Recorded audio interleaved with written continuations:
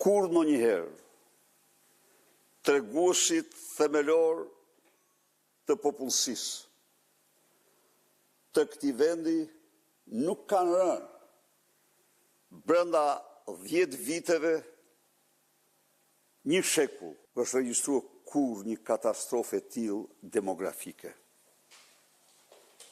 Siç është regjistruar në 10 vitet e qeverisjes Edi Rams 2014-2023. Lindshmëria në Shqipëri sot është e barabartë me lindshmërinë që kishte kur shqiptarët ishin 700.000 banor 100 vite më parë.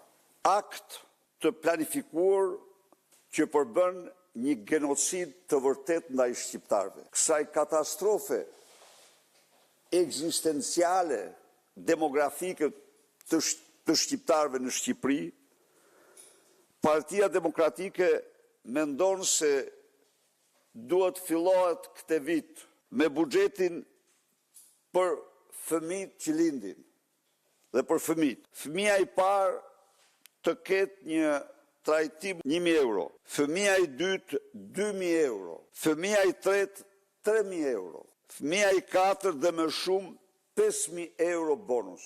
Të gjitha këto të llogaritura për 30.000 lindje në vit shkojnë 60 milion euro. Bonusi mujor për fëmijët e lindur me këtë buxhet, do me thanë në vitin 2026, të jetë 50 euro për çdo fëmijë gjerë në moshën 6 vjeç, 60 euro për çdo fëmijë në moshën 6 gjerë në 18 vjeçare.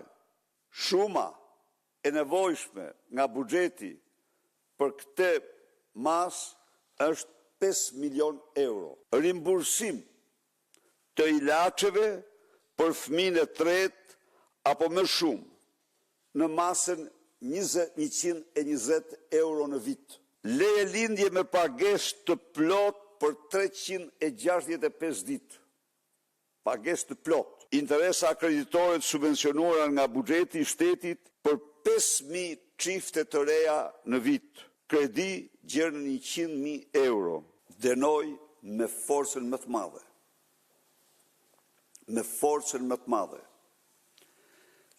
Presionin terror të Edi Rams ndaj gjykatës kushtetuese në një akt të pashembullt.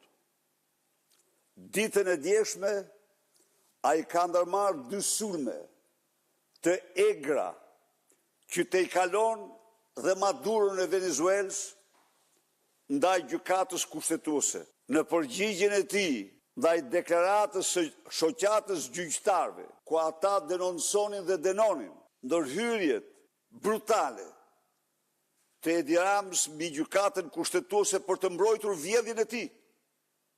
Vjedhjen e tij me tunelin e Llogaras është kap mat, nuk ka kulviz, është mat. Dhe i bëj thirrje Komisionit Venecias të bëjë një deklaratë që ta mësojnë shqiptarët se ky është një mashtrues publik ndërkombëtar.